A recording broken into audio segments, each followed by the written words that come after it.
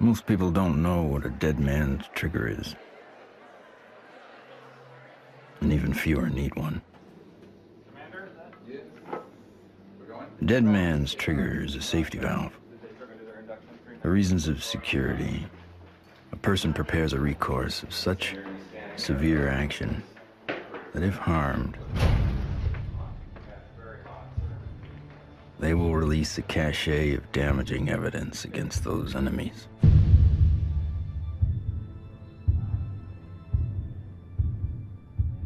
Given his situation, Dr. Stephen Greer is one of those rare men.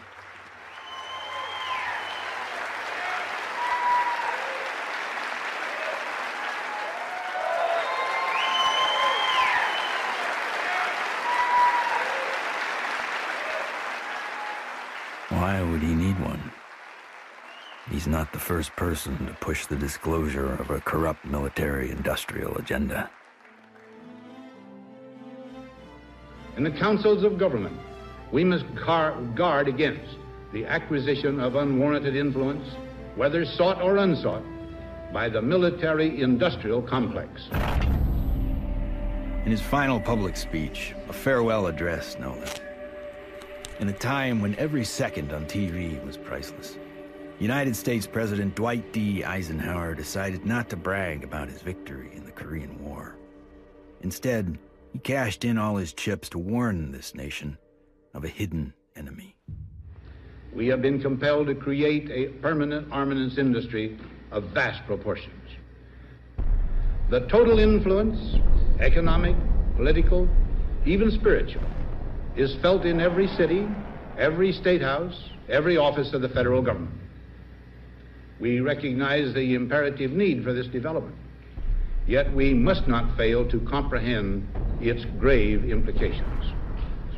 When I was with Lawrence Rockefeller at his ranch in 1993, he turned to me and he said, "The implications of this are so vast and so profound that no aspect of life on Earth will be unchanged by its disclosure." I said, "Yes, Lawrence, that's why it's been kept secret. It's not because it's trivial, it's because the implications are so profound." So there have been attempts to bring this information out for over 60 years. And here we sit in 2012 with the world still burning oil and gas and coal, when we have had technologies, sciences, and all the information we need to have had a completely new civilization. What Eisenhower warned us about over 60 years ago, according to Steve Greer, has long become truth in Washington, D.C. The most music, Q107, driving home with the Spearman. Hello, what are people all over D.C. saying about all this money we are giving? And why is Washington, D.C. booming? Because the rest of the country is sending their money here. I know, isn't it beautiful through the trees? My name is Ted Loader. I've been working with CSETI program and Dr. Greer for 15 years. Cool, huh? Wow. Yeah. One always wonders if the public really knew what was going on with government covert programs and how much money has been put into it, you know, hundreds of billions of dollars. I think the public would be a little annoyed. Thomas Jefferson believed all men have the right to life, liberty, and the pursuit of happiness. The government they formed would serve to secure those rights. But when corporations or other specialized groups of men become more powerful than those who govern, our security is at stake. Thomas Jefferson wrote about unchecked power of the corporation being a threat to the democracy and the banks. You see, the U.S. Federal Reserve Bank issues every dollar bill, yet it is not run by the U.S. government or any elected official. It is owned by a private banking cartel. But here I find the chairman of the Federal Reserve, who's in charge of the dollar, in charge of the money, in charge of what the money supply is going to be. The middle class is being wiped out, and nobody's understanding that it has to do with the value of money. Prices are going up. So how are you able to defend this policy of deliberate depreciation of our money? A lot of it depends on what happens to the price of oil. The four horsemen, or families of banking, who own and run the Federal Reserve, also run the four largest oil companies. Oil is also used to make and run machinery and current mechanical technology. Of course, there's one industry that needs these more than anyone else: the military-industrial complex. You begin to get into this very scary scenario that has to do with the human condition, of the proclivity to accumulate vast amounts of power around a handful of people. All right, sit down and shut up. And right now, these misanthropic sociopaths are running the planet into the ground. When Congress or whatever else, or budget directors say, well, we've lost $100 billion in black program, what does the public do? What can the public do? We can complain to our congressmen, but our congressmen can't get any information. With lobbyists, interest groups, campaign funding, the economic powers that be have learned to control the political sphere. These politicians become almost like placeholders, and they don't realize that until they get into the White House or into the Senate Intelligence Committee. It doesn't matter who the president is. They're going to do what they want to do. And that which is good for them isn't always good for everybody else.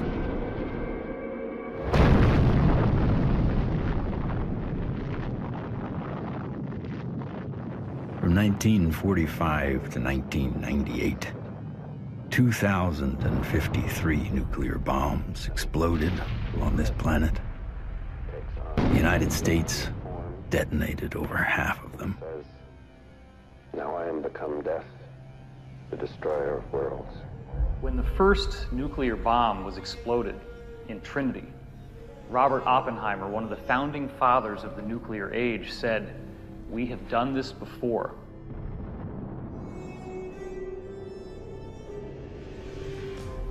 It could have been that Oppenheimer was speaking about weapons described in the ancient Sanskrit texts like the Mahabharata, in which they refer to a bolt of iron charged with the light of 1,000 suns. This bolt of iron was hurled in anger and led to an explosive event which is very graphically described in this religious scripture, specifically showing all the key indications of radiation sickness and the various problems with nuclear weaponry that we've come to expect. When we started detonating thermonuclear weapons, atomic weapons, and developing these sort of destructive technologies, the civilizations that have been watching this planet for millennia said, oh my God, these people are going way off the reservation. They are now an existential threat to themselves, but also to other planets potentially. All over the world, we see very conclusive evidence that ancient people were in contact with extraterrestrial life. The Japanese said that their civilization was given to them by a people they called the Dogu, who came from what they described as Anemono Torebune, which translates as bird boat universe, meaning flying boats from the universe. The ancient Sanskrit writings of India have elaborate descriptions of vimanas, or flying craft. These texts are thousands of years old. They predate any conception that we have of spacecraft or aircraft. But evidence is not just found in ancient texts. It is also captured in our ancestors' art, as if it was plainly obvious that ET vehicles appeared in ancient skies.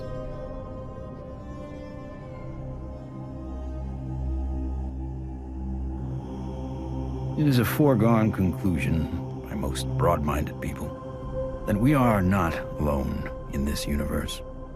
The question is, how close are they? And we all looked up at once. It was almost like an intelligence told us, hey, look over here, we're here.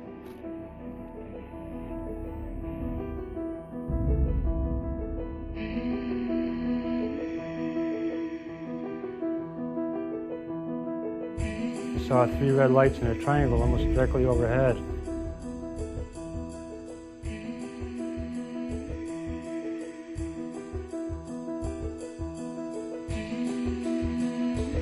I saw these things and I ran inside and got my brothers and sisters. It actually lifted up and it could actually turn. I'm gonna ask you to look away. I love my hands, but I wasn't one who believed that UFOs might exist. I was satisfied they exist. the life I have isn't what I'd seen. They estimated 100 yards from the left wing was this 100-foot disc.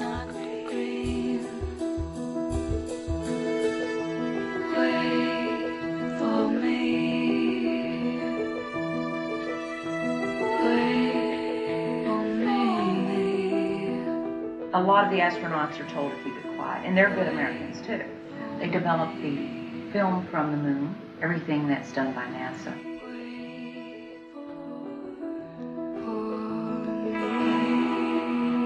Ma che se ne sanno ancora degli altri superiori. No!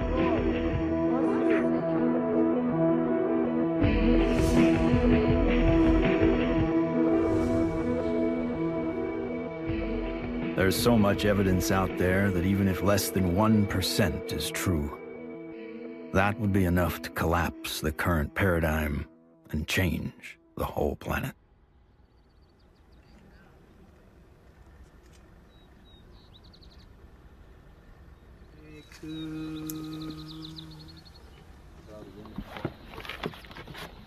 This is our signature tones that we broadcast over a small walkie-talkie. They were recorded in the crop circle. What happens is the extraterrestrials, they come into the area where we vector them in with the signature tones that we broadcast. Then it enables them to home in and get a real good fix on where the site is while we're setting up.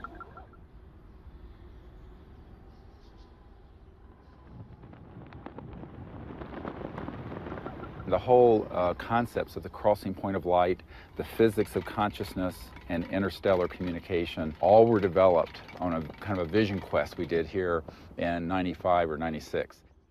Astronomer J. Allen Hynek developed the scale to identify the types of human ET encounters. From his original 3 categories, a 4th, more controversial, has been added, CE4. Even more controversial, Stephen Greer added a 5th kind of encounter, CE5. Human-initiated contact. So, how is this done?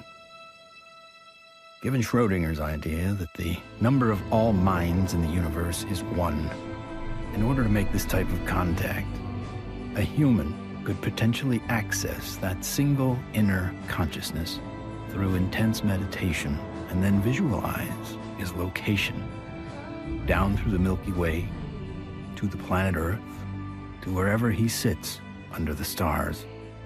In theory, then, any extraterrestrial passing by would be able to hear the broadcast and know exactly where to go, if they choose to do so. It's interesting how many people have never been out in a place like this where they can see the whole Milky Way galaxy. Most people who come for a week, it alters their life. There's meditation techniques, there's remote viewing techniques, and once you start learning these processes and refining them, then you can make contact more quickly, more easily, and be more of an asset to the group. Checking to be sure that there's no source from anyone else, so that when we do start having electromagnetic signals through this, we know that it's a legitimate source. My name's Emery Smith. I've been with CSETI for approximately 3 years. Getting the baseline reading from us. My duties consist of a couple things. I am Dr. Greer's head security detail. I also am their photographer. I operate anywhere from 2 to 6 cameras at one time. Yeah, that's our craft. Goes over the mountains in this direction. Many of the craft that are coming in are transdimensional, and the way I understand it, not visible to the human eye. And that's where this new technology, the night vision, that's where that's coming into play. And with the advent of new technology that's out there, it becomes easier and easier for us to capture these beings and these celestial objects on film. After you do the night vision, it has that green hue, of course. And after a while, when you get back to real life, you're thinking, why isn't everything green? This can't be reality. I want to show an early one from Gulf Breeze from 1992. We went down there, and one of the fun things that happened is that I had about 40, 50 people. Let's go out on the beach. And we didn't have good cameras then, but you'll get the feeling of how exciting it was. Have all these people, and 1, and then 2, and then 3, and then 4 ET craft materialize right in the sky. There it goes, 1, 2, 3. And look, there's 4. There's 4. There's 4. We have a confirmed CE5. Holy damn hot shit. Hot dog. Thank you. All right. So the point is, it's fun.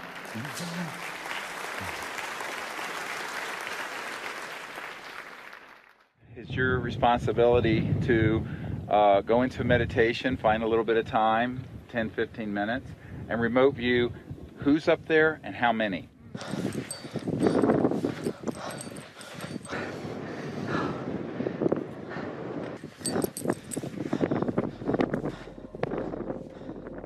I can attest to the fact that real phenomenon happens here. I really feel that his CE5 protocols are based on a spiritual kind of positive contact, and I think that that is an excellent model for any kind of communication, whether it be on Earth, in the United Nations or wherever, but in this particular field it's with cosmic cultures. And we use consciousness, meditation, visualization, remote viewing, certain tones, and we do it in a group when we can, or even as individuals. It's just It's just been this series of unbelievable events that are amplified by our meditation. It enforces this communication between us and the ETs, and it's so interactive. I could feel everything, I could hear all the sounds just right there. Perfect. And then this being, the little larval one comes up, and we had this hug, and I shared the joy in it, and I'm like just thanking it for this experience. And let's do what we can to feel as if it would feel that this is perfectly normal and natural. Oh, sure. And that, this is... Relax and get in that flow consciousness, exactly. So I was jarred by our group getting tripped out and in that kind of, I was startled by some of the ways that our group was being, and I was going, and then there was moments where I was like, wow, I can only imagine how a visitor might feel. The ETs pick up on your intentions, and if you're really out there just to learn and really want to communicate with these extraterrestrials, well, it's going to happen. Avahanam Narayanam Padma Bhavam Vashishtam Shaktim Chatat Putra Parasharam Cha Yasam Shukam Golda Padam Mahantam Govinda Yogindra Matashashisham. And we ask these extraterrestrial civilizations to join us as they begin to learn of us, to help us, and to understand us, even as we endeavor to understand them and welcome them here to this beautiful planet.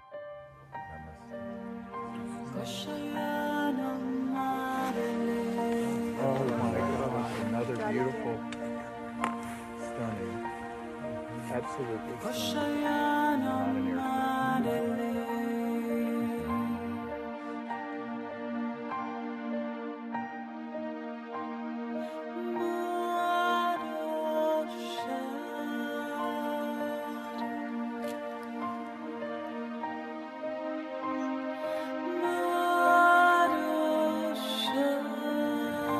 Here comes a military plane very quick.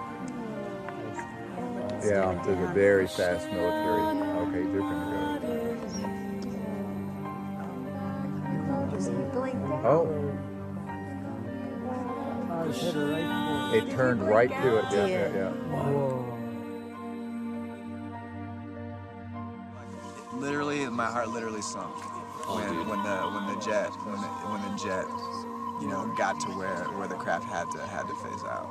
Yeah. And to feel all that love build, and then to feel that jet coming in, and it was on a heart level, my heart literally sunk when the jet crossed the path where it had to take off.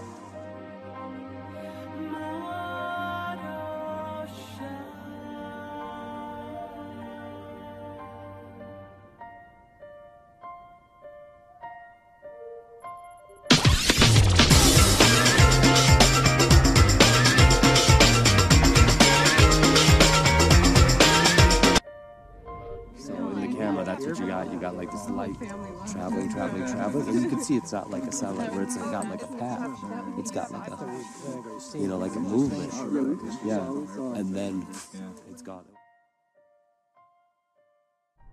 When I was 17, I injured myself. I got so infected, and at the time, because I was very poor and I didn't have any health care, I just laid there, and I got sicker and sicker and sicker, and I had a near-death experience. I found myself out in deep space, and it was this experience of complete oneness with the cosmos, not just with Earth and life on Earth, but with the stars and the infinity of creation. It certainly altered the course of what I would end up doing, because I then learned meditation. I actually became very aware of the power of the mind. This experience helped guide the direction of his life.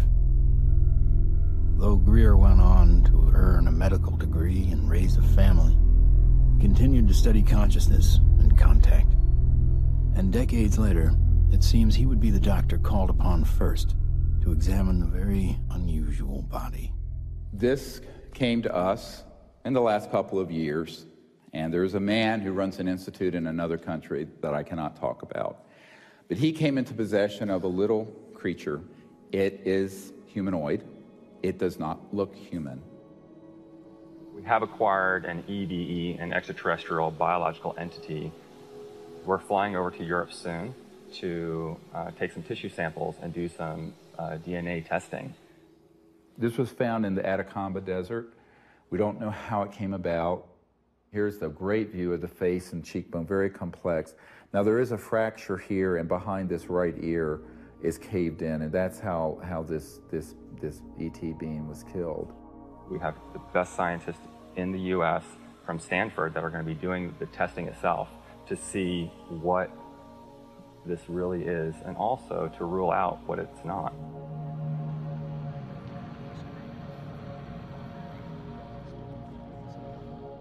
The initial reaction that I had is the same reaction that many of my colleagues here at Stanford and elsewhere have had when I've shown them, is that, wow, what is this? The question is important enough in at least two ways. The primary reason is that there's a lot of claims about specimens and claims about aliens. And of course, there's a lot of ridicule associated with that. So one of the best things that we should be doing, of course, then is bringing the best scientific techniques to bear. The techniques are available, the techniques are cheap, the answers are nearly absolute, so let's do it. And it's so exciting because it's not just... In setting up for this, I'm going to be giving Steve not only the tubes that this should be going into, but I'm also going to be sending across the microscope that I feel they should be using to do the analysis with. Before we even get started with some of the analysis, I think it's going to be important to rule out some of the obvious critiques that could come up. And one of those critiques is that this is a syndrome or a mutation. This is a bone dysplasia. And luckily, here at Stanford, we happen to have literally the world's expert, the man who wrote the book on bone dysplasias and syndromes, a gentleman by the name of Dr. Ralph Lockman, who has kindly agreed to look at the specimen, both the pictures as well as the CT scans and the x-rays, to help determine whether or not it's anything that he's ever seen before. I think that a dozen or even 15 years ago, answering the question of what is this would really not have been possible because the kinds of technologies were not available as are available today. But really the DNA tells the story. And because we have the computational techniques, that allows us to determine in very short order whether in fact this is human. So this will be basically an absolute level of proof as to what this actually is.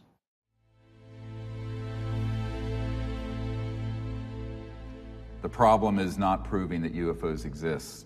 It's when you begin to expose the energy and propulsion systems behind how they're getting here.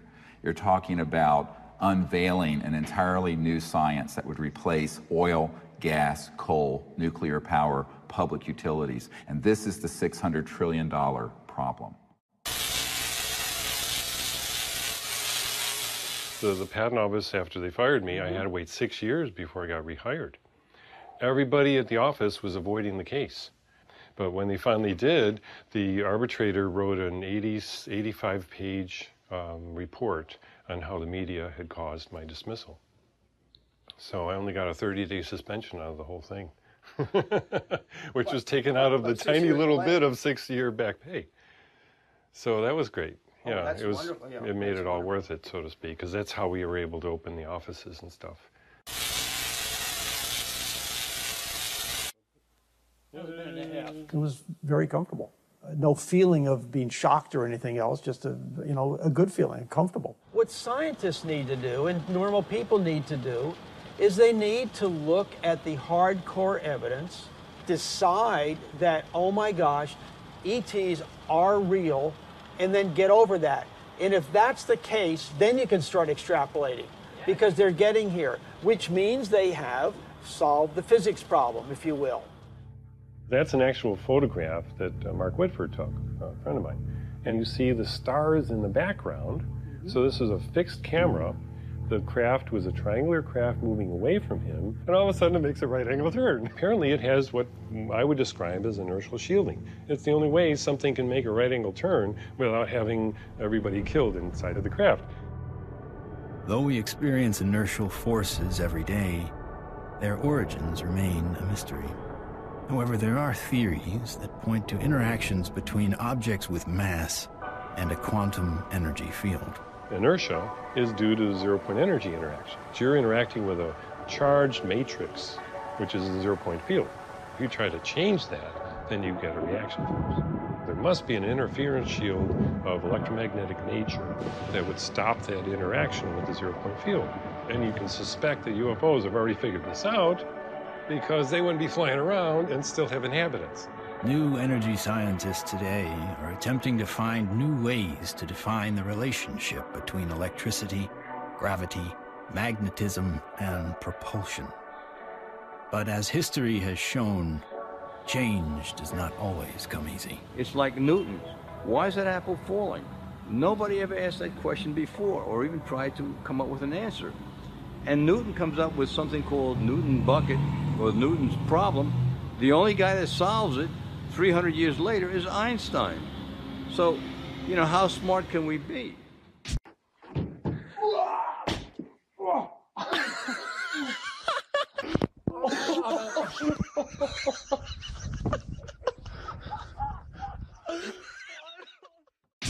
If you look at everything normal within the conventional wisdom, you're not going to learn anything new.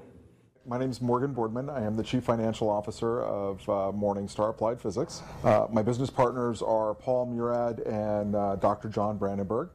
What we're doing, like I said earlier, is we're using a magnetic field that's rotating about the axis with the hope of generating a magnetic vortex.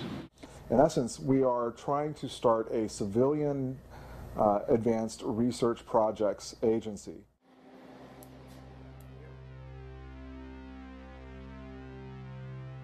Okay, all right, so basically we have four options. Option one is a retarded potential.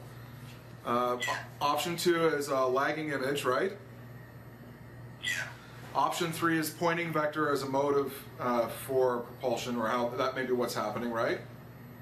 Yeah.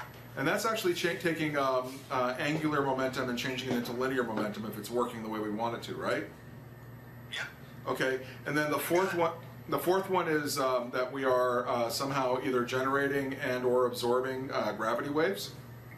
You got it. Do we accept Einstein's viewpoint that thou shalt not go faster than the speed of light? If you look at a black hole, the comment is the gravity is so strong that nothing leaves. But it does have something that leaves the black hole, and that is gravity. So does that imply that gravity moves faster than the speed of light? Could be.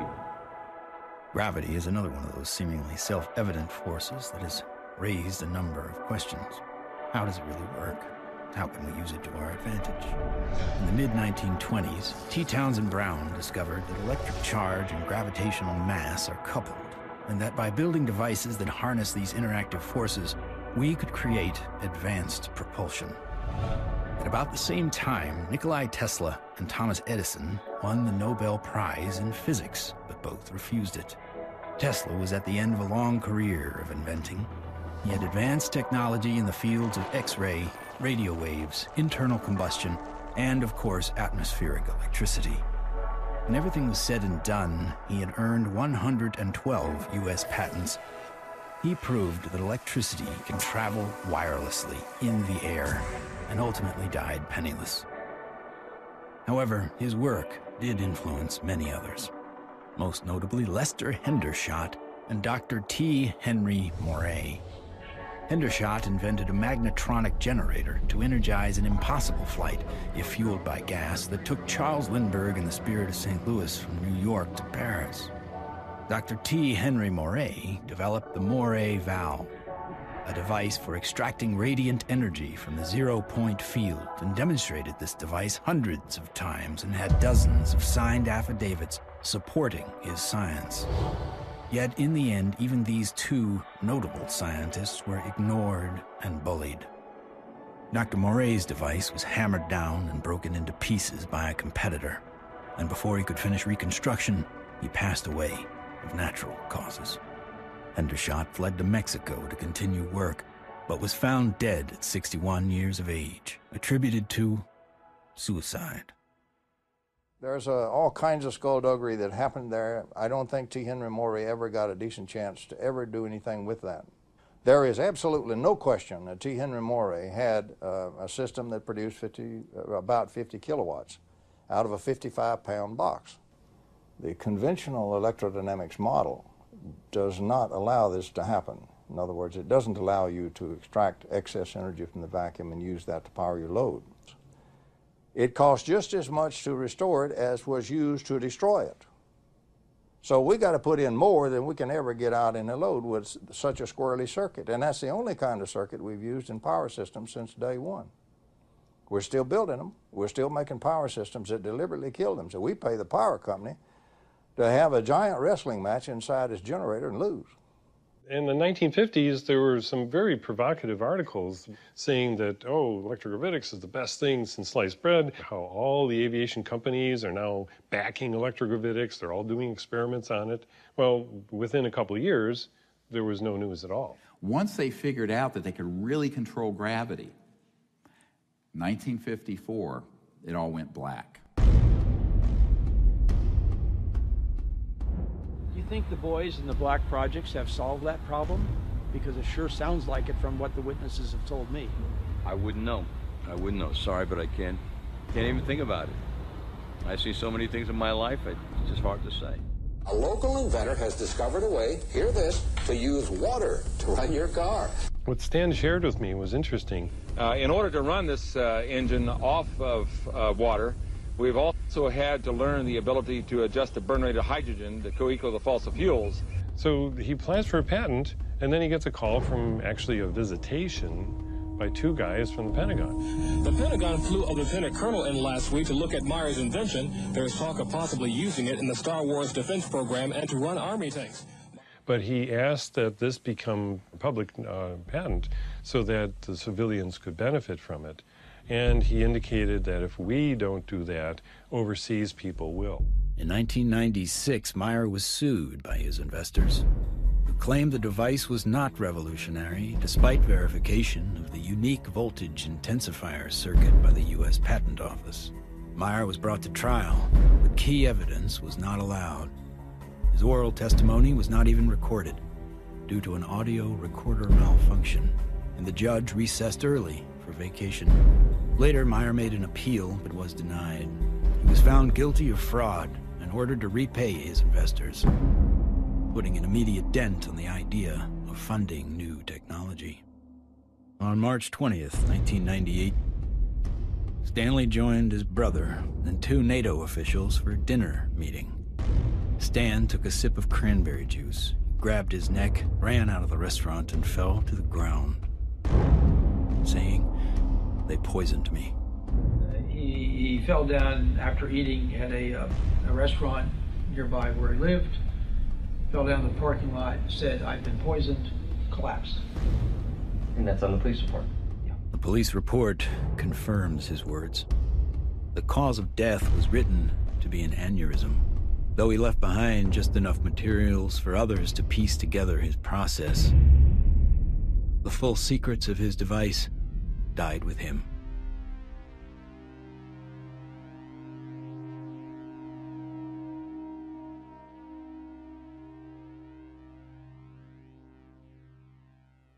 So from this, I began to do more work with the administration, various people, friends of the president, the Rockefeller family.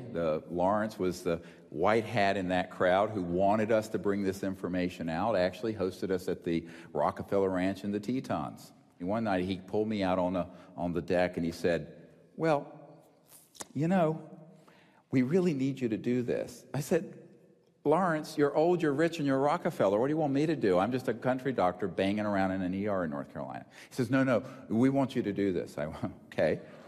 So I'm the throwaway guy. I'm the guy you can throw away because my life doesn't matter. We are back in Rachel, Nevada with our first two distinguished guests. Stephen Greer is a North Carolina doctor. He does a lot more than watch the skies. He fires off messages, and he says that someone or something is responding. Dr. Greer is looking for close encounters of the fifth kind. What, at this minute, do you believe?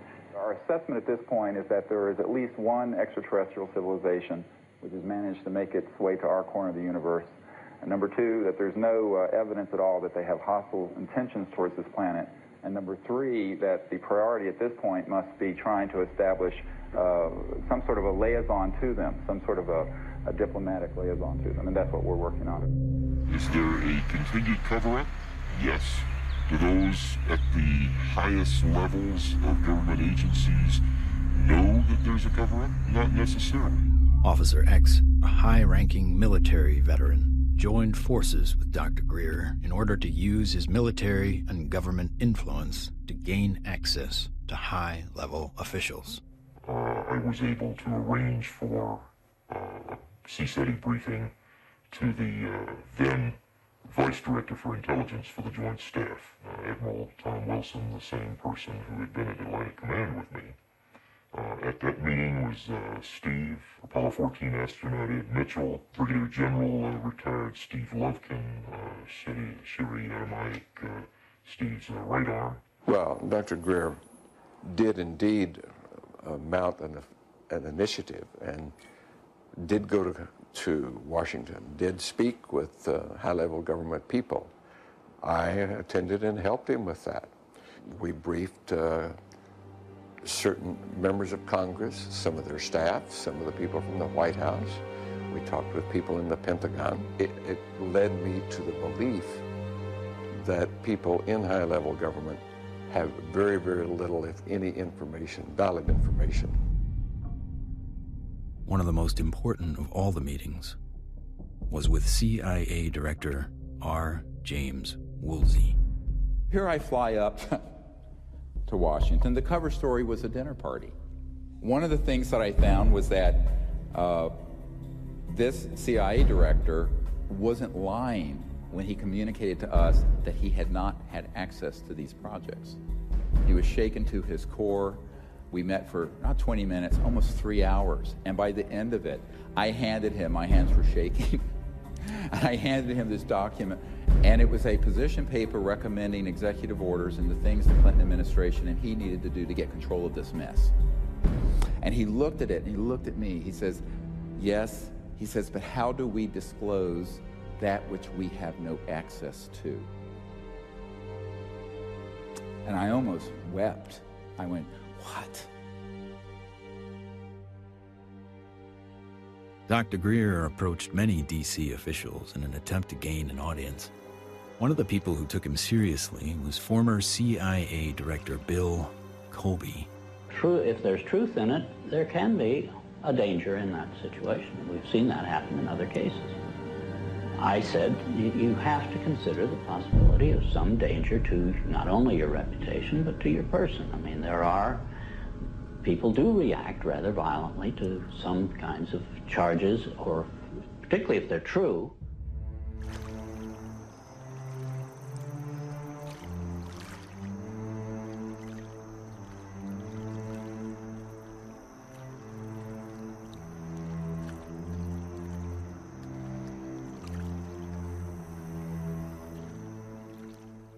Now, you know, I'm a 30-some-year-old doctor with 4 kids, a golden retriever, and a house in North Carolina. So I'm going, this is down the rabbit hole fast.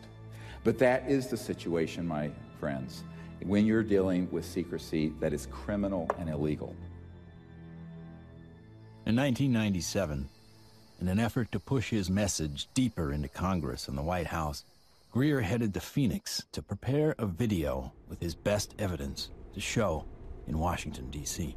While he was in the editing room, the biggest UFO witnessed event in history was about to happen. On March 13th, 1997, when the Hale-Bopp comet was very clear in the northwest sky, thousands of people were outside trying to get a glimpse of it when they also caught a glimpse. These orbs, giant orbs, equidistant in V-formation of 1 mile to 2 mile wide in some very credible reports. And that's the particular area where these phenomena keep popping up from my vantage point.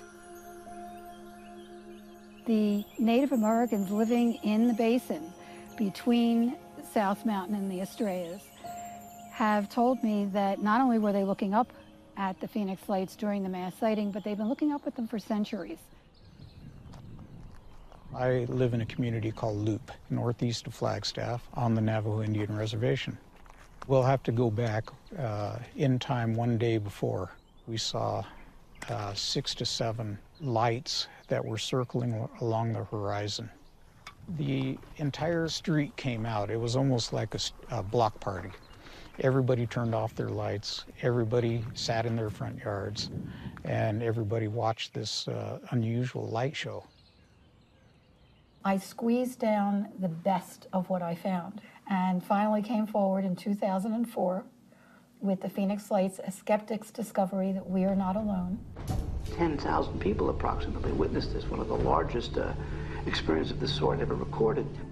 The Phoenix Lights phenomenon didn't seem to be falsifiable in any way. It was being validated by most everybody that saw it. The ultimate, shall we say, insult was the governor of the state of Arizona, Fife Symington, finally calling a news conference saying that he has finally got the answer to the Phoenix Lights, and he introduces some staff member dressed up as a space alien. People got very angry because here is the top elected official of the state making fun of what I estimate to be close to probably 10,000 people saw this. Under the watchful eye of the public, Symington retracted his statement. If you had been here 10 years ago and standing out here and looking up there at the lights and the view, you would have been astounded. You would have been amazed. The so-called Phoenix Lights were seen by many people in 1997. Skeptics say they were military aircraft or flares, but not the former governor. It was probably some form of an alien spacecraft.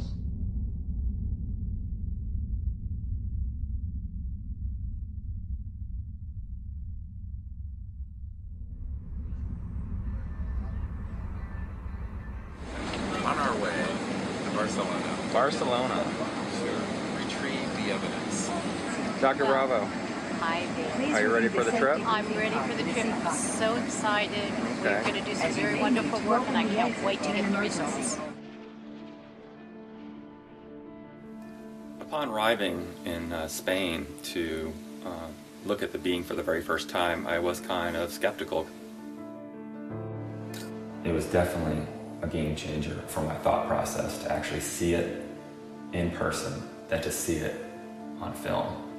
The first thing we had to do was go to the radiology lab because we needed x-rays and CAT scans before we did anything. Porque esto ya se lo comenté que era un poco difícil de hacer. The best we can get. Lo mejor que pueda pasar. Porque evidentemente no se puede manipular para nada. No. The head radiologist at the center saw the beam and was quite impressed. And the first thing she said was, "Wow, that looks like an alien." That's really okay. This is fabulous. This is really good for you. Yeah, for that. Yeah. Okay, that's good.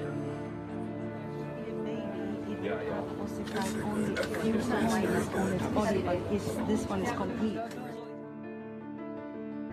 When the CAT scan images started coming up on the computer, it was just profound. And I saw inside the bone, and I saw, organs and lung material, brain material.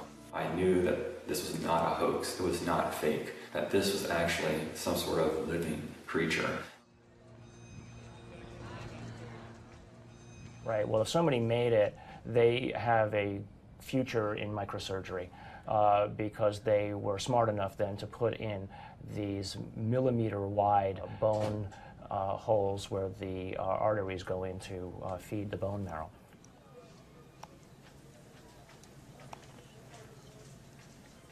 And so now the challenge is to prove what it is, right? My interest, frankly, is to disprove that it's anything unusual or anything paranormal. I would like to prove that this is human. I would like to prove that this is just an interesting mutation, but obviously if you leave your mind open, or I should say if you leave your mind closed to alternatives, you'll never see what those alternatives might actually be. In every situation with scientists, your reputation's at stake.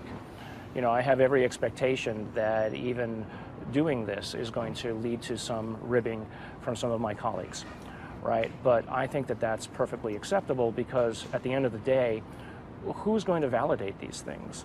If someone isn't willing to step forward and do it right, then you're going to have it sitting out there forever, hanging in limbo, right? I mean, if you let other people and their opinions stop you from believing what you know to be true, then all you're doing is stopping the possibility of progress. Anytime anybody tries to study this subject seriously, we're subject to ridicule. I'm a full professor at a relatively major university, and I'm certain that my colleagues at the university laugh at me and hoot and holler behind my back when they hear that I have an interest in studying unidentified flying objects. There's really a subtle kind of suppression at play here. You don't worry about what the CEO of Enron thinks about what you say. You worry about what your friends think. You worry about what your parents would think if you posted whatever you care about on Facebook or something. We take the risk to appear to be a crackpot. There may be people who are going to be threatened by that for any number of reasons. My feeling was that I was involved in a lot of strange activities, so I tried to say to myself, let's not look at this with too much exposure and mention it because there's a question of credibility. This should be the subject of rigorous scientific investigation and not the subject of rubbishing by tabloid newspapers. MUFON is the Mutual UFO Network, and it was founded in 1969 by Walt Andrus. And our mission statement is the scientific study of UFOs for the benefit of humanity. MUFON is the world's largest UFO investigative organization. We have approximately 3,000 members worldwide. Approximately 500 of those have their PhDs. These are people who really would like to delve deep into the UFO phenomenon and try to figure out not only what it is, but how it's happening. Armed with what he thought was some of the best available evidence, including the Phoenix Lights, Steve Greer organized a Project Starlight briefing before several Congress, Pentagon, and White House staff members. Things seem to be on track for disclosure. Of the device and the internal, all of it, with a lot of detail, and this is a cutaway. This was done and escaped government control, whereas the Bentwaters case took 20-some years in England. So this is in our possession and not the Ministry of Defense. So, where it would never be found. Where it'd be going to a black hole, right? But then the bad news came. Sherry Adamiak, Steve's partner and longtime friend, along with Steve and another team member, were all suddenly diagnosed with a malignant cancer. I've had these experiences since I was a child or a young man, but to articulate them so other people understand them, I need someone with capacity to hear it. She was that person. I mean, it's been, you can't resolve things. It's been very hard for me. Oh yeah, you know, I know. You get up I know every it has day, been. you know, but.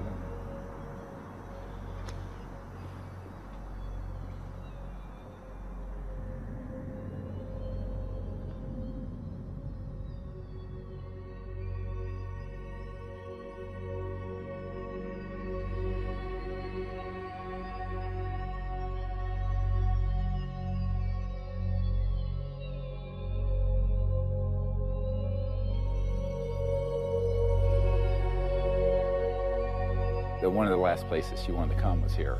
So she asked that her ashes be placed on the land. So we put her ashes around that tree.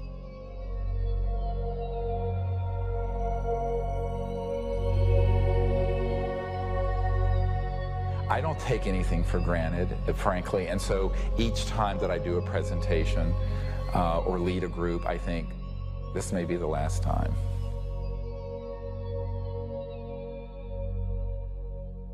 The thing that has kept me going the most is not any external thing, But the experience of that near-death experience, where I know that there's an aspect of us that doesn't die, that is why I can go mano a mano with these elements and not be afraid.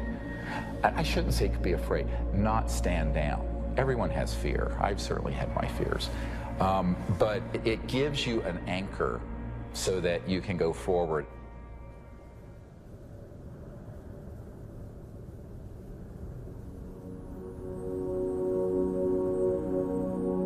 More than ever, Dr. Greer understood what he had always sensed. It was not the power of a cosmic field or quantum vacuum that would propel us into a new world. It was the mind. This really is the opening to an entirely new science of consciousness. You can maybe think of consciousness as a television set. On the TV screen, you see pictures and sounds and so forth. And if you tried to find out where that was coming from and you looked inside the television, you're not going to find it. It's not there. The signal is in the radio waves around it, invisible to us, that's being interpreted by the television as pictures and sounds. So this is very much like the state of how we understand the mind and consciousness. Dr. John at Princeton proved that putting your awareness on a device that was a random number generator would affect it. So you have this random number generator and it's producing 50-50 ones and zeros. And then you introduce a person into the picture and you tell them, try to affect it with their mind. Think more ones or more zeros. You measure that, and sure enough what they found was that there are more ones or more zeros being produced that correlate to that person's intention. So we can see effects being produced forwards and backwards in time, which is really strange. Distance doesn't seem to matter as much. You can get the same strength of effects if you're right in front of the REG or if you're on the other side of the planet. Consciousness is a non-local field, and it isn't limited to your brain waves and body. Dr. John once had the opportunity to ask the Dalai Lama if he thought the random number generators themselves were conscious. And the Dalai Lama thought about it, and his reply was that if you think they're conscious, then they're conscious. Just like consciousness can have positive effects on the zeitgeist or ether, it can also work the other way. Unfortunately, when you start to deal with inventors who have anomalous results that seem to be over unity, paranoia seems to accompany that process. And John Searle's famous for having a circular magnetic device that has both energy and propulsion built into one unit. And the electric company felt that this guy was stealing money, took him to court, went to jail, his house caught fire, and all of his property and all of his designs burned. The concept of freedom, this sort of idea of people having the liberty to pursue happiness and to pursue abundance, this has been completely, in a sense, turned upside down. We actually reprinted a report on the military involvement of the Department of Energy.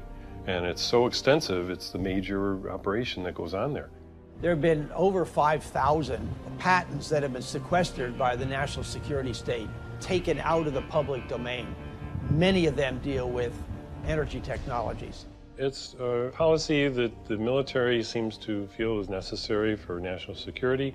However, at this point, we often wonder, 50 years after World War II and the Cold War, whether such sequestering is necessary. Suppression of new technology would be an obvious plague on the idea and strength of a free market system. Yet, it still seems to happen right in front of our eyes. And this is a huge controversy, one of the largest, maybe most intense controversies in the history of science. There's nothing worse, I found, than suggesting to academic physicists in particular, and academics in general, that they are not only wrong, but disastrously wrong, catastrophically wrong.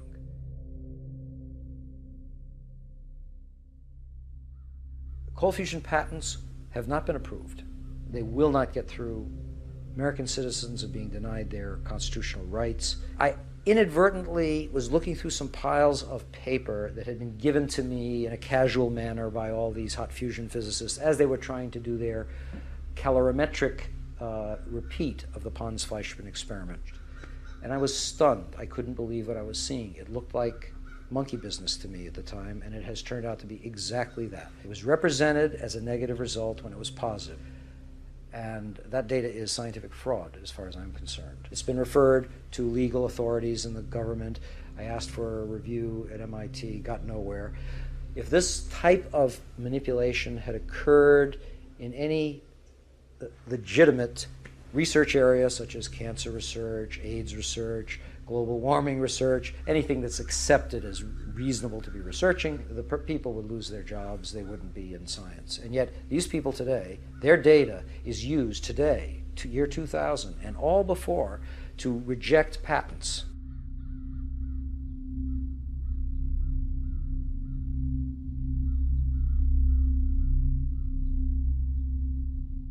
Yes, there is serious criminal activity going on that ultimately must be rooted out.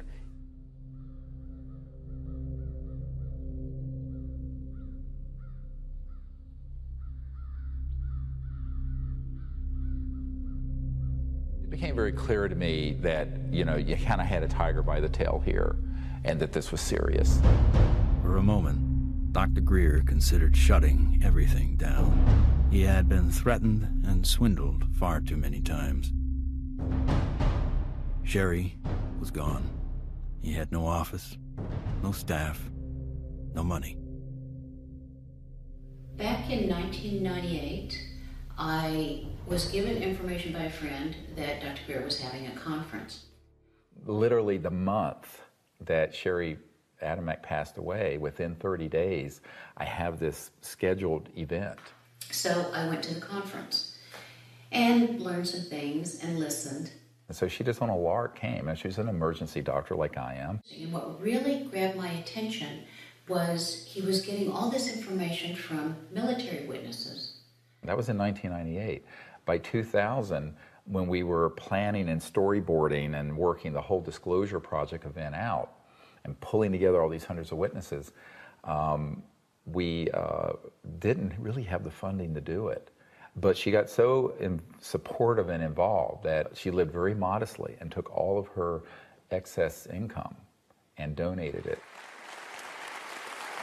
And I want to acknowledge some amazing people that are here.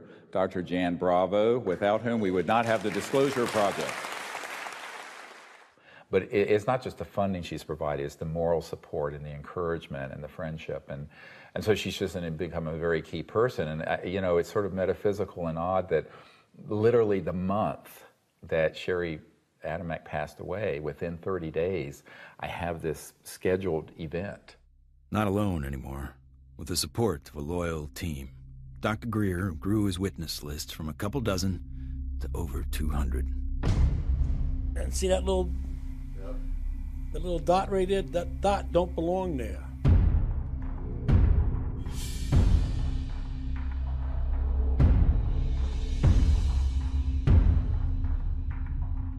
I said, I'm one of those, what you would call the high government official in the FAA. I was the division chief. There was only 3 or 4 down from the admiral. I was awarded the Air Force Guided Missile Insignia. I was the first photographic officer in the Air Force to get they called it the missile badge. So I forgot who it was that called, but he says, we got a problem here. What's the problem? He says, well, it's that UFO.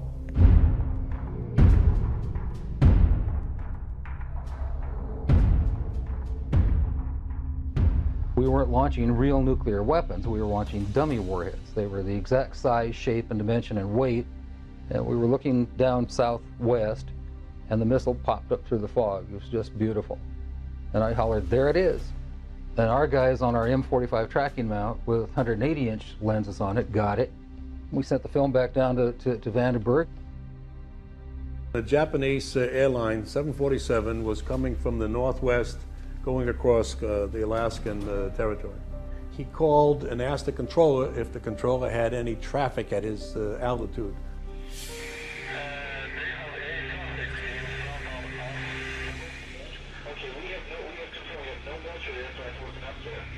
His radar is picking up a target. He sees this target with his eye, and the target, the way he described it,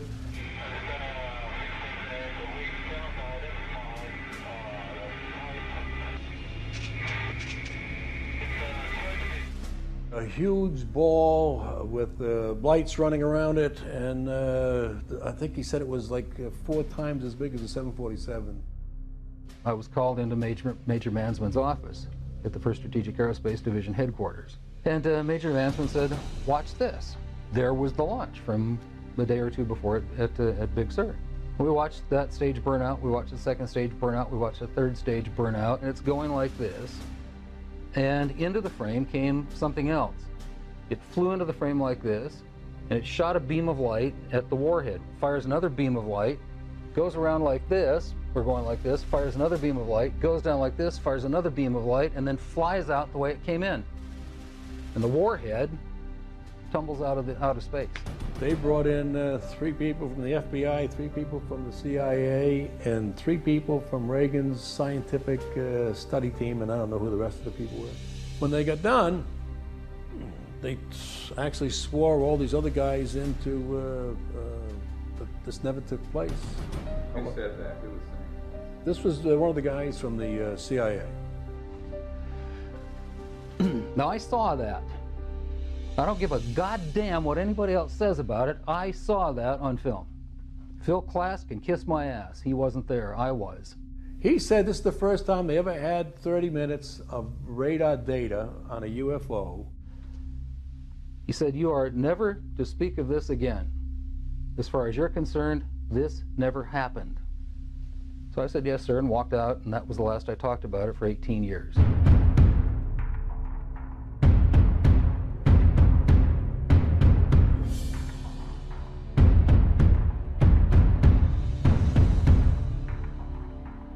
I had the original video that I took, and I had the pilot's report, and I had the FAA's first report that was all downstairs on my table. They didn't ask for that, so I didn't give it to them. There are things that I know about that I did in the service that I won't talk about to you now because they're top secret, and I could get my ass in trouble for talking about them. If you parse what Major Mansman said, he said, you are to say, this never happened. Well, that's not classifying it top secret, is it?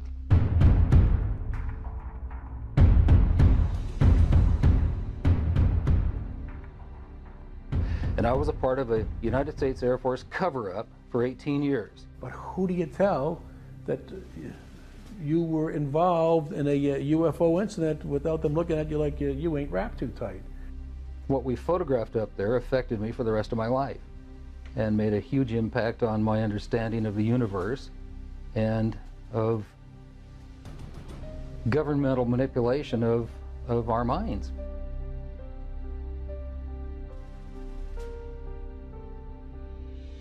Now, with the witnesses on his side, Dr. Greer had the firepower to attack Washington again. We are not alone. That's the message a group of pilots, scientists, and former government officials want Congress to hear. 21 members of that group already have testified in Washington for what's known as the Disclosure Project. And we had all volunteers who organized that whole event. And there was no paid staff. So when people look at that whole period, we didn't have an office, a secretary, and 1 paid staff person, but we did it. Dr. Stephen Greer heads up the Disclosure Project, a group that compiles information from people who say they've encountered extraterrestrial forms of life. 20 years ago, in 1980, I was a security specialist assigned to RAF Bentwaters. Objects made incursions over our WSA, fired pencil-thin beams of light into them, and adversely affected the ordnance, possibly. There were bodies that were involved with some of these crashes, also some were alive. What do members plan to do with their information? They hope Congress and President Bush take notice. We are asking for the U.S. Congress and for President Bush to move towards an official inquiry and disclosure on this subject. Those that don't want to believe you will never believe you anyway, so it doesn't matter. It doesn't change the truth. A spokesperson for the Senate Science, Technology, and Space Committee says no congressional hearings are planned right now. Elaine Quijano, CNN Headline News, Washington. I stand before you today in my almighty God, and I tell you this. If Congress calls me in and says, will you testify in detail what you know, I stand here today prepared and ready to do just that. Governments must never lie to the people. Thank you.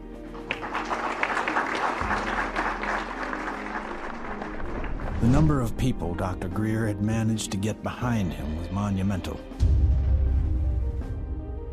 In a perfect world, an event of this proportion, with that amount of coverage, would have been enough to start a legitimate movement. But of course, we hardly live in a perfect world.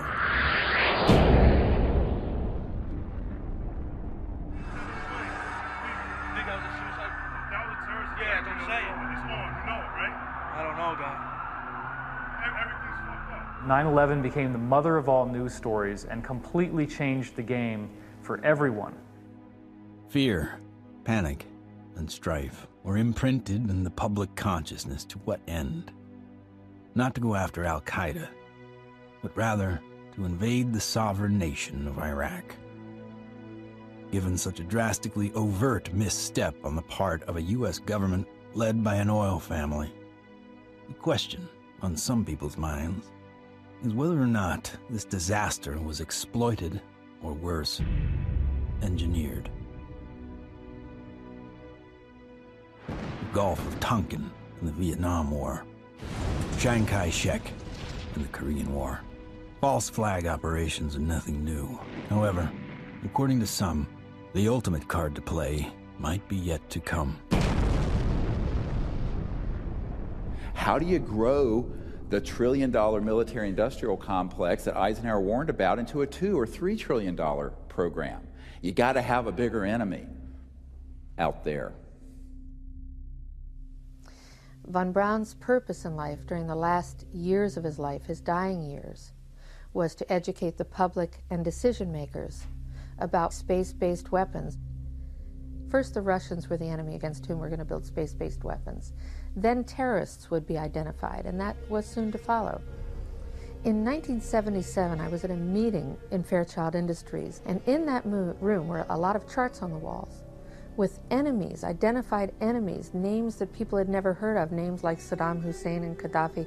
But we were talking then about terrorists, the potential terrorists. No one had ever talked about this before.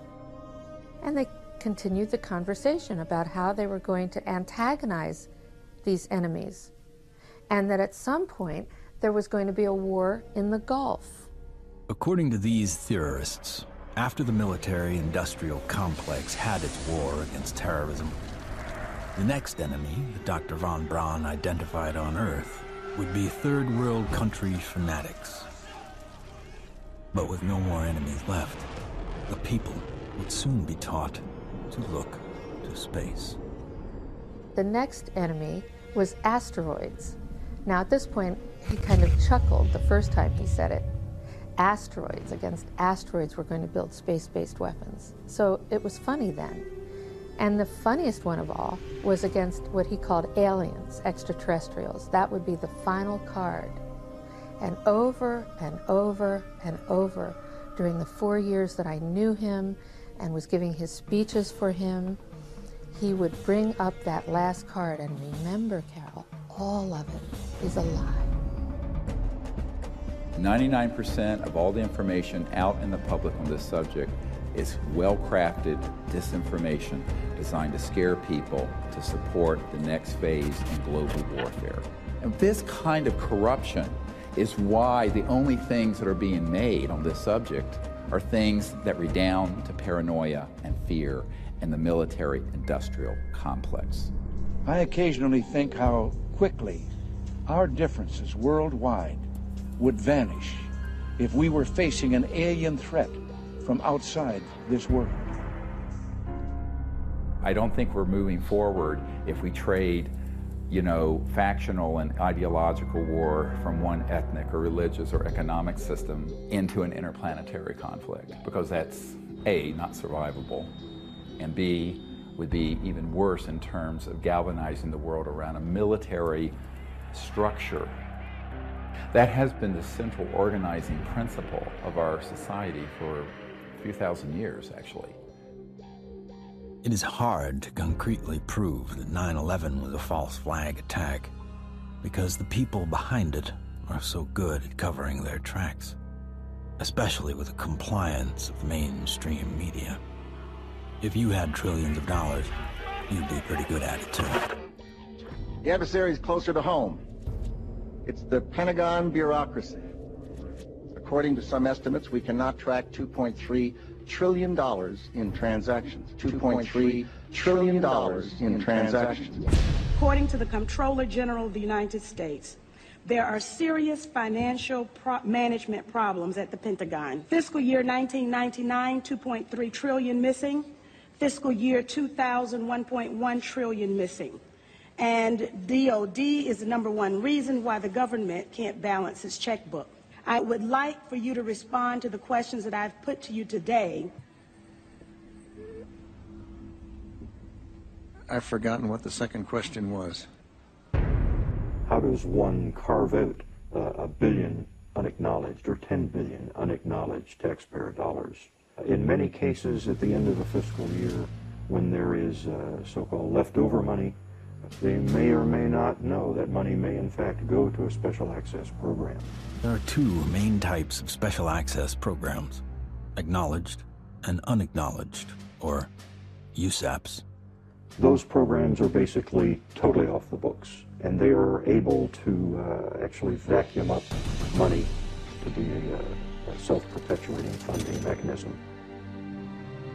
Certain USAPs are waived and also completely managed and controlled by private contractors, so they enjoy the secrecy protections only afforded to private corporations. There is virtually no high-level government oversight for these types of USAPs. In many cases, no elected official, including even the president, have knowledge a particular USAP even exists. Between 1947 and 1949, the government passed the National Security Act and the CIA Act. These laws allowed the intelligence community to withdraw money from any agency without disclosure.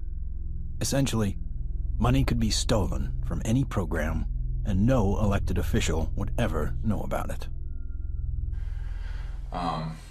Great view of the eye socket. Very different eye socket from, and that's another thing that the scientists who've looked at this at Stanford have commented on.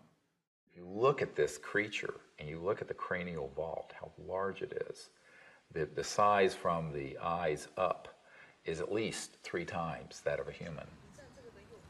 One of the first things that Dr. Lockman immediately remarked upon was the shape of the head and the skull. It was not something that he is accustomed to seeing, and it was quite interesting and in some ways exciting that the associated features that you would expect from a syndrome of that nature were not found.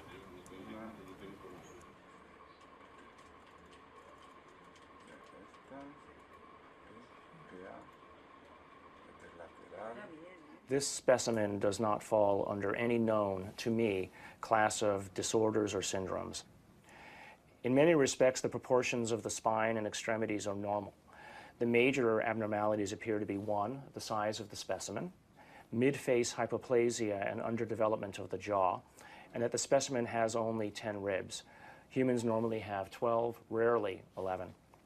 One of the most remarkable aspects of this is when we came down to study the actual bone density. One of the features of fetuses that specialists looks at is the so-called growth plates of the epiphyseal joint, say, of the knees. The shock, I think, and the surprise was, and the absolute certainty that Dr. Lockman had was that this specimen is between the age of 6 to 8 years old. The shock was that this specimen was clearly not fetal. How do you explain how something 6 inches tall survived to any length of time that would allow for it to survive 100 or 1,000 years ago?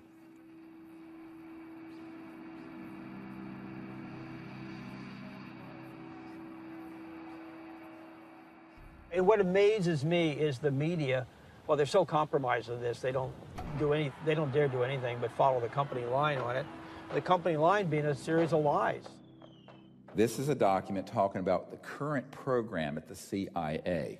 And it says that the PAO, Public Affairs Office, has relationships with reporters from every underlying major wire service, newspaper, news weekly, and television network in the nation.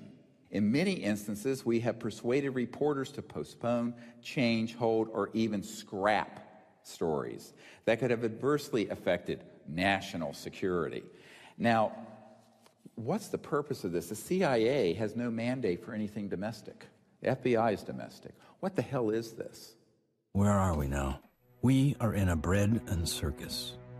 This is a phrase used to describe the creation of public approval, not through excellent public policy, but rather through diversion and distraction. No, I'm not doing that. I'm sorry.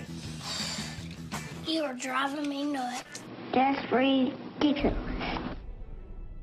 Keep people fat, keep them happy, keep them diverted, and keep them entertained with drivel and shock and nonsense. That's, unfortunately, the sort of thing that has taken the place of news and information. So that what we're seeing today is a world in which perception is being managed by as little as 5 major media corporations who collectively control magazines, newspapers, corporate news websites, television stations, movies, documentaries. Who are these people? Who could be behind the curtain? Who could possibly be controlling us so effectively? A shadowy government with its own Air Force, its own Navy, its own fundraising mechanism, and the ability to pursue its own ideas of the national interest, free from all checks and balances, and free from the law itself. Majestic 12 is real. Notorious MJ-12, which is no longer called MJ-12. I'm trying to find out the new name.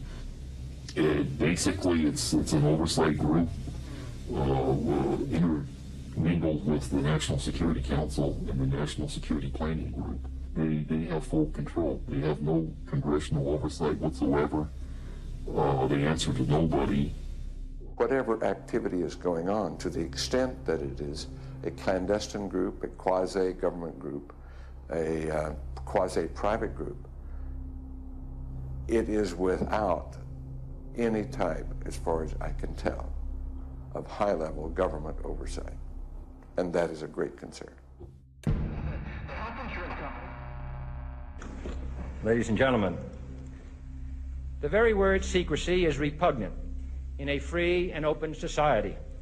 And there is very grave danger, for we are opposed around the world by a monolithic and ruthless conspiracy that relies primarily on infiltration instead of invasion, on subversion instead of elections. Its preparations are concealed, not published. Its mistakes are buried, not headlined. Its dissenters are silenced, not praised. It is a system which has conscripted vast human and material resources into the building of a tightly knit, highly efficient machine that combines military, diplomatic, intelligence, economic, scientific, and political operations. And we are, as a people, inherently and historically opposed to secret societies, to secret oaths, and to secret proceedings. It's got too much tissue on it. They actually want a piece of the bone from at least like a 0.5 of a millimeter in. Como medio milímetro de... We took material from inside the cranium, also 2 clippings of the anterior front ribs of this being. And we were able to see under the dissecting microscope that in fact it did have bone marrow in them, so that meant there should be some good genetic material in there. It was really nerve-wracking. Imagine, 2 big guys here trying to operate on this 13-centimeter long beam. But we did it.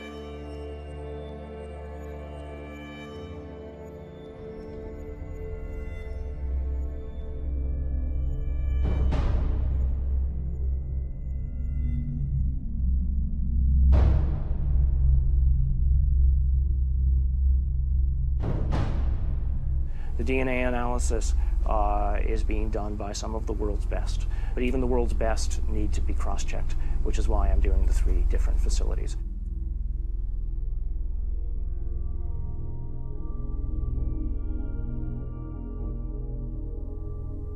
So I actually ran 4 samples. I ran a sample of my own blood. It was a very small amount, just 100 microliters. I ran 2 blanks, things that just had water in them, because that would be essentially a contamination control. And then, of course, the sample itself. And really, the all-important first result was whether or not there was, in fact, any DNA which was isolated. And the actual shock for me was when I got the amount of DNA out of this sample. It was way above what I had originally expected. What you have on the left here is a so-called DNA ladder. This is a size standard. This one on the end is, in fact, my DNA, and it has an expected size distribution as well as some banding. And validating the original measurement is this analysis that basically shows that we have a nice distribution for the sample's DNA. When we physicists look for alien civilizations, we don't look for little green men. We look for energy consumption. We look for type 1, type 2, and type 3 civilizations. What are we? We are type 0. We get our energy from dead plants, oil and coal. Around the year 2100, we will become a type 1 civilization. And we see the beginnings of that now. What is the internet? The internet is a type 1 telephone system. Imagine, if you will, sitting down to your morning coffee, turning on your home computer to read the day's newspaper. Well, it's not as far-fetched as it may seem. Information has largely been controlled in a top-down way. What we're seeing now is the dissemination of discoveries coming up from the grassroots and not from a top-down centralized authority which has the ability to say, this isn't making it because we don't believe it's true, this is making it because it fits the mainstream. When we want to form a new team in a new country, then all we have to do is contact someone there using the internet, and suddenly they're a member of the node. From this online collective seems to come a real communion. People from all over gather in groups to investigate UFOs, with safety in numbers against ridicule and disinformation.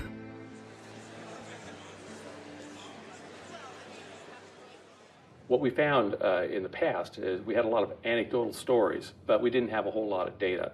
With the advent of computers, personal computers, and the internet, we've been able to collect the data and analyze it through some 200 plus data points to allow us to be able to compare cases and to see exactly what's happening and what the trends are. Nick Pope is our guest. He made this information public. He's also the former head of the Ministry of Defense's UFO project, so if anybody knows, we think it's you, Nick. The Ministry of Defense is in the process of declassifying and releasing its entire archive of UFO files going back decades. It's interesting and worth pointing out that while the British government is releasing their files and their documents, President Obama, who promised to do the same during the campaign, he still has not. 15 years. 15 years this spring. Oh my God. But I figured that, you know, after the disclosure project, we'd get this information out and we could go on with life.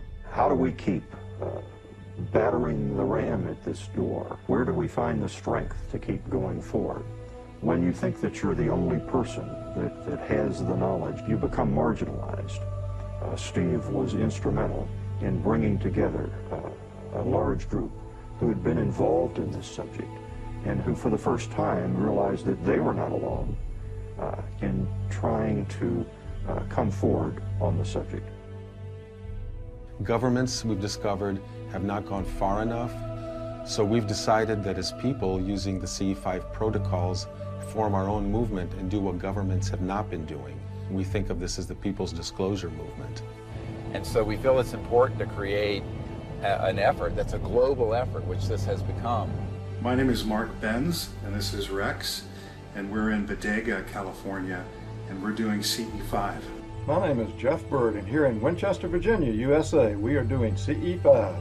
My name is Peggy Brewster, and here in Middleton, United States of America, we are doing CE5. We have 1,150 teams of CE5 ambassadors, which are spread over 52 countries. My name is Andre, and here in Sweden, we are doing CE5. Und wir machen zusammen CE5 in Deutschland. Here in Burlington, Ontario. Brisbane, Australia. From Chester, Virginia. In Hamilton, Ohio. We are doing the CE5. Konnichiwa. Moje ime Daniel. Daniel tu na Slovensku. Americano de la Sorte. Es Leo Ortiz. And here in Vancouver, British Columbia. Presumo do CE5. CE5. The CE5 contacts CE5. CE5. CE5. We're doing CE5. And the reason I think that's so important is that it not only builds the knowledge base, but it also further potentiates this concept of pioneering a new pattern of peaceful contact.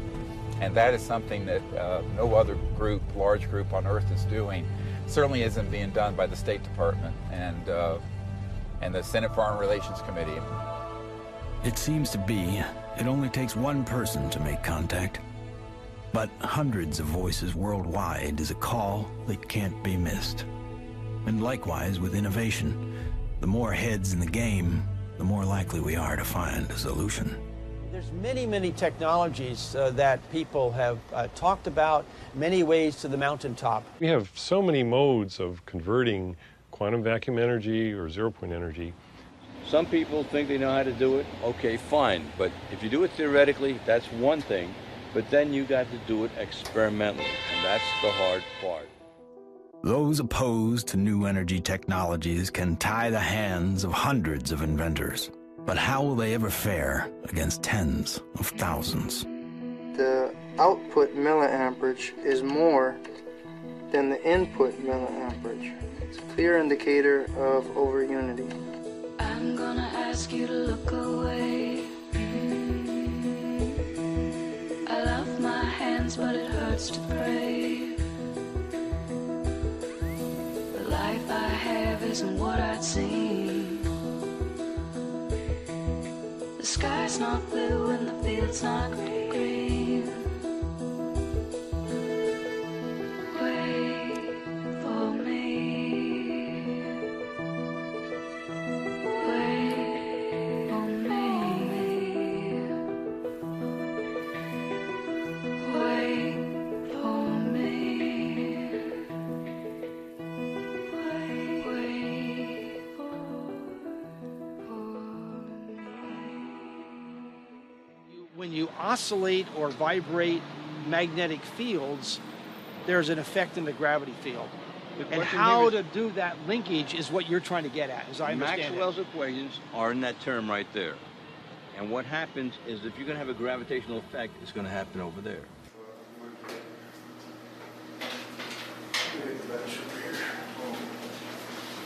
Josh, I think I can help too. This channel here represents revolutions per minute. These are representing weight that we're measuring on the load cells.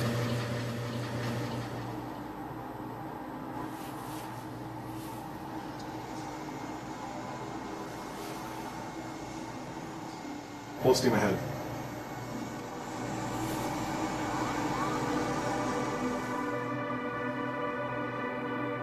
When we look at our data, we lost 7% of weight. If we move this thing and it loses weight, I must be generating gravity waves. Though the device maintains its shape and size in terms of dimension, it is losing mass. That's a possibility. If it is losing mass, then certainly it would also be affecting time in a very localized manner. By looking at new technology, you could break through new commercial aspects to improve our society. We should be looking for a disruptive breakthrough in this technology within the next 10 years. We're on the brink of developing any number of potential propulsion systems which would take us out of the solar system. I think we're going to beat NASA to the mark. So I graduated from the UCLA School of Engineering in 1976. Got a flyer from the School of Engineering inviting me to a lecture by Ben Rich. Ben Rich was the director of Lockheed's Skunk Works for 16 years. He oversaw a number of USAPs that were secretly managed at the Skunk Works, including, most notably, the development of the F-117 stealth fighter. Ben shared a slide set of about 40 slides of different things, starting with the U-2 spy plane, going all the way up to the stealth fighter at that time, mentioning that he couldn't talk about the other secret stuff. But when he ended his talk, he had a slide of a black disc zipping off into outer space. And he ended this talk with these words: "We now have the technology to take ET home." So you have to have vision, and you have to have the guts and the courage to go out past the steps and do something of any value, and we have to go past our grasp. And we asked him questions about it. What did you mean when you said we have the technology to take ET home? Ben shared 3 major things that I think are worthy of research by researchers worldwide at this point in time. The first was, we've somehow figured out how to do interstellar travel already. It's known. The second point he made was that there was an error in the equations. My suspicion is it's probably Maxwell's equations for electromagnetic theory. The third thing he said was, how does ESP work? And I was really kind of startled because I didn't know what to say. But I blurted out, I don't know, all points in time and space are connected. And he looked me back in the eye and he said, that's how it works.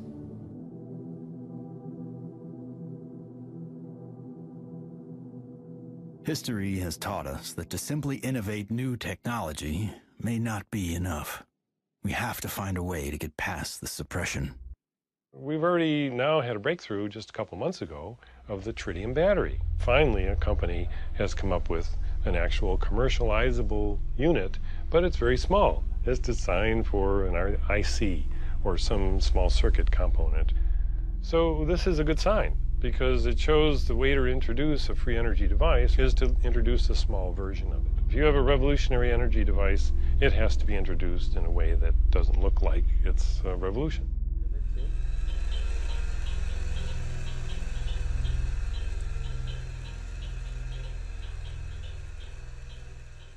Science is always changing. I mean, even back in the 1960s, they thought that biofeedback, for example, was impossible. But now, of course, we know that that itself is an absurd statement. We have even toys on the market that allow people to, play with biofeedback. These sciences have been around for decades. They have been ruthlessly kept secret because of the kleptocracy of what I call the petrofascists, the people who are hell-bent on maintaining the power of a centralized petrodollar, oil, gas, coal system. So that does create scarcity because that is a zero-sum game. But when you take us off that system onto this new system, it's an entirely new macroeconomic order, and scarcity becomes non-existent. After years of disappointments, Dr. Greer and his team are now attempting to build an energy research lab in Virginia, where scientists and inventors with working prototypes will have a safe haven to build. So this is an example of how the analysis is done using what's called a genome browser. And it's more or less a schematic representation of the chromosomes, and at a very high level of resolution. So the sequence that we got from the mitochondria tells us with extremely high confidence that the mother was an indigenous Indian from the Chilean area, and the haplotype is called B2A. Now, the other thing that immediately fell out of the analysis is that it's male. It has so-called Y chromosome material. In fact, it's got a full Y chromosome. It probably died in the last century, if I were to make a guess. I can say with absolute certainty that it is not a monkey, right? It is human, or as close to human, closer to human than chimpanzees would be. But when you count up the number of mutations that we're observing, what we're seeing is more than what we would expect to be caused by simple cell division. When the sequencer is creating or making these reads, it's doing it more or less at random. So what does the computer program do that people have written and designed? It takes every one of the little sequences and tries to match it against the known. And then anything that doesn't match, it puts in a little side file and says this is unknown. At a certain point, when enough knowns are matched, I can feel comfortable saying, this is human, right? But if I'm not careful and I don't pay attention to what's in the garbage can, right, what the computer program is throwing away, I could literally be throwing the baby out with the bathwater. What we've done is we've scaled back and we're seeing several chromosomes and pieces of chromosomes across the top, which basically leaves us with a very strange conundrum, right? Here you've got this 6-inch tall, let's call it human, right, because the DNA says that so far it's human, at least the way that we're looking at it. This gene, PCNT, which is known to be associated with primordial dwarfism, we don't have any mutations here. It lived to the age of 6 to 8. Obviously, it was breathing, it was eating, it was metabolizing, and it wasn't living in an environment where there was a lot of advanced medical attention that was given to it to allow it to live to that age. It calls into question how big the thing might have been when it was born. So genetically, you might explain that by saying that there's some advanced aging mutation, something that caused the bone to age anomalously quickly. A gene that's known to be associated with progeria, that also no changes there. So the next problem, of course, is the ribs and the number of ribs in the specimen. Only 10, whereas there's supposed to be 12. So there are no mutations which are specifically associated with that kind of phenomena because it's rarely, if ever, seen. The digits are all correct. The hands are all correct. There are problems with the face. So there's a mid-face hypoplasia, and then there's the larger skull. So again, I think in summary, there are genes associated with any one or two of the anomalies that we see in the specimen. But there is no mutation which is known to accommodate or call for all of the mutations. Even with the things that we know could be assigned to one or more of the anomalies, we don't find them in the genetics of this specimen. That leaves open the question, what genetics is causing the anomalies that we are observing?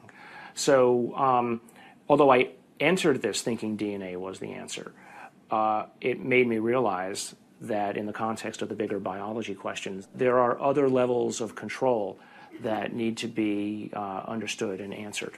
The non-coding RNA, epigenetics, etc. And things that we probably haven't even thought of yet. So if I just look at, this is base pair 19,800,000 or so at this edge of the open region. I can go all the way over here, and now I'm at 21,000 or 22,000. So the answer is not finished, and it's not as easy as actually, frankly, I thought it was going to be at the beginning. So that's basically 2 million base pairs of DNA where nothing seems to sit. It's just like the way societies do things. They try to fit things in boxes.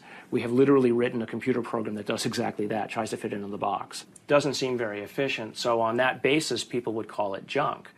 But I think we now know that there's any of a number of other features of what DNA is doing in there. It is expressed. And so we need to be careful, obviously, that we don't let our instincts or the programs that we write to match our instincts make the decisions for us. No matter what, for me, this has been a fascinating, more than an exercise.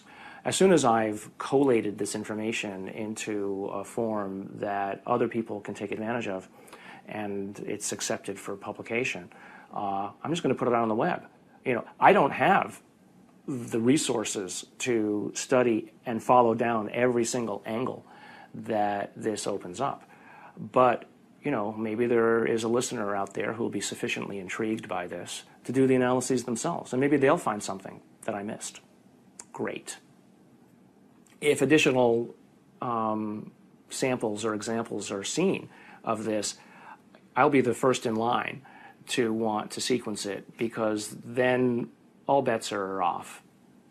I want to say other things here, but I also don't want to open myself up for, attack. This search may have uncovered a major finding about life in the universe and its origins. What is this being?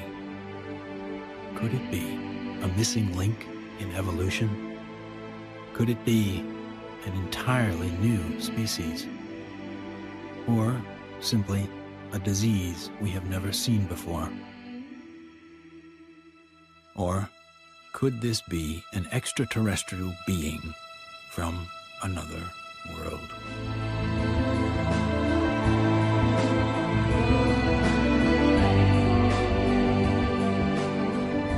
Whatever the case may be, this challenges the boundaries of human scientific knowledge.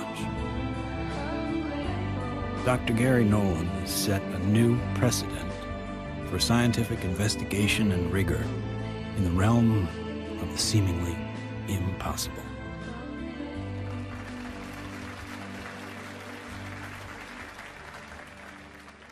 Now, we have now over 4,000 cases of extraterrestrial vehicles that have landed, 3,500 pilot cases, over 5,000 documents from the U.S. government, and hundreds of thousands of pages of documents from 14 countries that have opened their files since the Disclosure Project was launched 11 years ago. And yet, this isn't on CNN every night. And this is probably the most important thing going on this planet today, and yet nobody talks about it. If we don't explore what to do, we're going to miss the boat. And that could be why Eisenhower's final message wasn't just doom and gloom. It was a charge to the people to spit out the bread, look away from the circus, and take some responsibility. Only an alert and knowledgeable citizenry can compel the proper meshing of the huge industrial and military machinery of defense with our peaceful methods and goals. The dam is in fact breaking, and you're beginning to see countries all over the world begin to come forward with what they know to be absolute fact. Since 2001, 24 countries have opened their UFO files to the public, including Australia, the UK, Vatican City, Germany, Russia, and Canada. The United States is not yet among them. What we have to do is pave the way for these leaders. Because if the people will lead, the leaders will follow. They'll have to. And it isn't about overthrowing the Pentagon, it's about leaving it behind. My goal when I started this was to make this so that I wasn't important at all in it, that there would be enough people that they go on without me. And that way, it doesn't matter if I drop dead. The future is here already. The technologies are here. Contact is happening. And if we come together as a people, what we're going to find is that all of us working together are going to be able to create a world that is amazing. If every single one of us told everyone we know that we're being visited by intelligent life, that the sciences are here to give us a new civilization, we're liberated from that macroeconomic slavery. So this is the destiny of humanity. Thank you very much. God bless you all.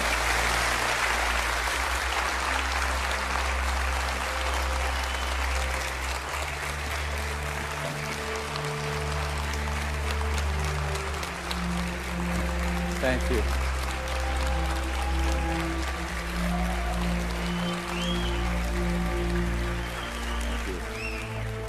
What we've come to learn is this.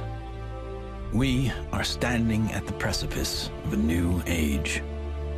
There's power in the many, but only when they're acting as one. That's when resonance happens. Whether joining together as a responsible citizenry against the forces standing to divide us,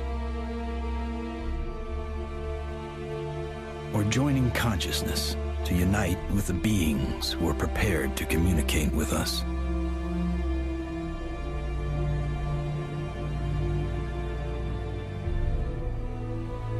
In order to succeed in this endeavor called life, we must come together as one.